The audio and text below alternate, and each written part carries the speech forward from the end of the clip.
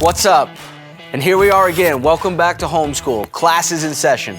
Today's topic, fees and closing costs. Knowing this is half the battle, and guess what? It's easy to get confused, overwhelmed, or even taken advantage of if you don't understand what's going on. So let's break this thing down a little bit. There's a number of different fees and costs associated with buying a home, but this is best understood if I kind of separate these into three different categories.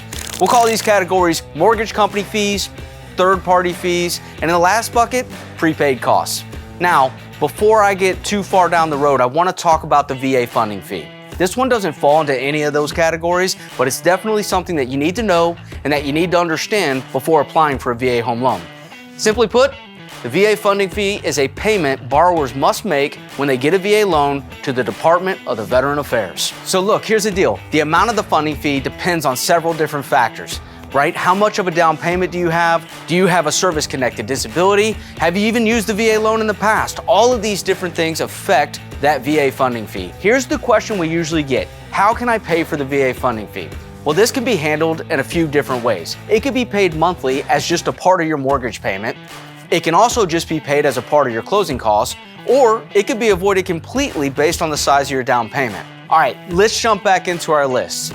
Our first category is mortgage company fees. These are probably fees and costs that you may have already know or have even heard about. First, you've got an appraisal fee. This is just a fee associated with the home's appraisal. Now, technically, I understand that that could be a third-party expense, but because the mortgage company orders it, we have to lump it in here. Second is a credit reporting fee. Now, this is pretty much what it sounds like, a fee for running your credit report. Again, technically, this is another third-party cost, but lenders charge it as they order it, so that's why it sits here. So there's also underwriting and processing costs that lenders charge for these services, and they're pretty straightforward. Depending on the lender that you choose, you may also see a loan application fee or an origination fee, which can sometimes show up in the form of points. Now, these can vary quite a bit from lender to lender, and some don't even have them. Hopefully, this helps you understand the typical mortgage company charges. Next up, we have third-party fees. These are the fees and costs that come from different third-party organizations that we all need in order to help close our mortgage. Some examples of third-party fees are title company fees, also called title servicing fees. You also have escrow company fees and sometimes attorney fees.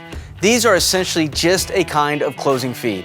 Depending on your state regulations, either an escrow company or an attorney will handle the closing of your loan.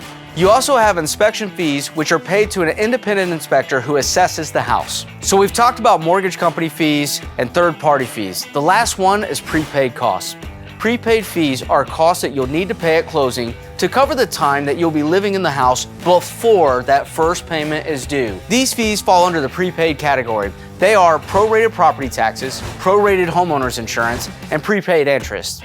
This list would also include any HOA costs if you're buying a home that's in an HOA. So now you're a lot better prepared and at least understand the different costs and fees that are involved in that mortgage process, and hopefully you're a little bit better equipped to ask some of those questions before diving in. And remember, if you have any questions, we're here to help. We're Team loanDepot. Until next time, class dismissed.